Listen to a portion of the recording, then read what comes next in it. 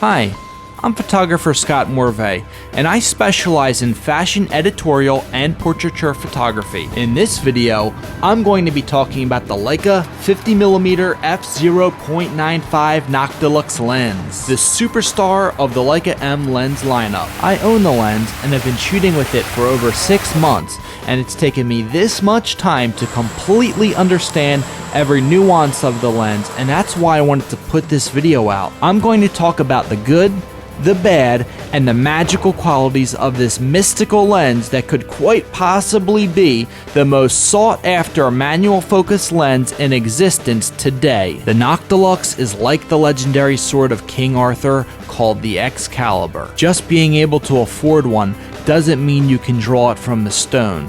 And drawing it from the stone doesn't mean you can wield it. Even if you have natural ability, there's still a learning curve. The Noctilux rewards the skilled and punishes the rest. It has a unique fingerprint to its images that are completely different than anything else. During the day, when I'm out shooting, I'm looking for colorful backgrounds to blur. And at night, I'm looking for colorful lights. At night is when you can see some of the lens's mystical characteristics and how it renders lights and color, and that's why it's known as the king of the night. One of the drawbacks of the lens for some is the size and weight, but just like a special timepiece you get used to wearing around your wrist, you get used to the lens. There's also a little viewfinder blockage because of the size. This too goes away, and in time you'll begin to see right through it. The only other drawback of the lens is a little chromatic aberration.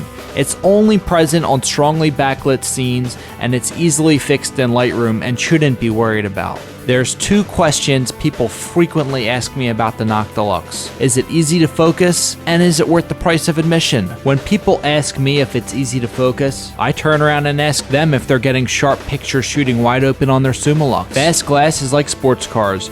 You'll always want to go a little faster. The Noctilux is no harder to shoot than a 50 lux, but once you start going to large apertures, it pushes your limits.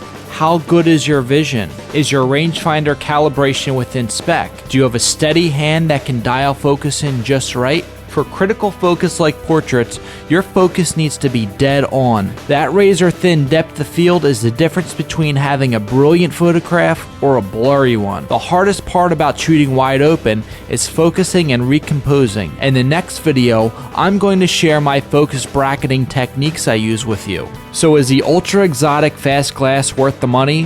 For me, yes. I couldn't live without it. Is it worth it for you? That's something only you can answer.